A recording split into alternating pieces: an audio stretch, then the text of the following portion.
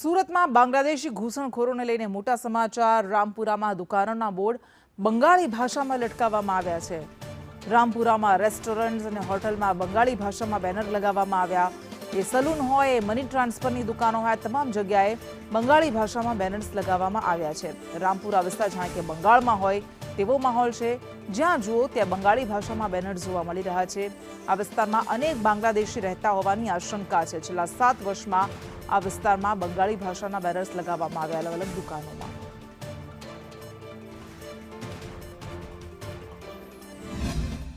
સુરત શહેરમાંથી ગઈકાલે 134 જેટલા પોલીસે બાંગ્લાદેશી ઝડપી પાડ્યા હતા। મહત્વની વાત એ છે કે સુરત શહેર હોવા છતાં પણ સુરતના જે રેસ્ટોરન્ટમાં ગુજરાતી, હિન્દી નહીં, ઇંગ્લિશ નહીં પરંતુ બંગાળીમાં પોસ્ટર મારવામાં આવે છે। આ જોઈ શકાય છે કે આ રેસ્ટોરન્ટનું પોસ્ટર છે, બેનર છે, તે બંગાળીમાં મારવામાં આવ્યું છે।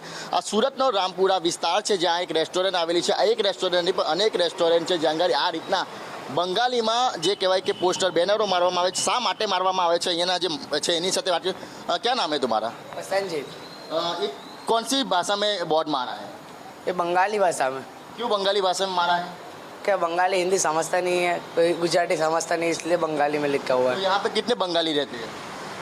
हम लोग रहता है 3 आदमी, खाने आता है वो लोग। तो कितने बंगाली रोज आते हैं?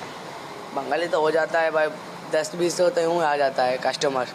और इधर कितने सारे बंगाली रेस्टोरेंट हैं? ये बहुत है। ऐसे ही सब जगह पे बोर्ड मारे हैं। हाँ। તો મહત્વની વાત એ છે કે શા માટે આટલા મોટા સુરત શહેરમાં આ રીતના બંગાળી ભાષામાં જે કહેવાય કે બેનર મારવાની જરૂર પડે, એટલે સુરત શહેરમાં 134 બાંગ્લાદેશી ઝડપાયા છે। આવા એક નહીં, 134 નહીં પરંતુ અનેક બાંગ્લાદેશીઓ સુરત શહેરમાં હજી પણ વસવાટ કરતા હોય તેના પુરાવા સુરત શહેર જાતે આપી રહ્યું છે। કેમેરા પર્સન અજીત પટેલ સાથે મનીષ પરમાર, સંદેશ ન્યૂઝ, સુરત।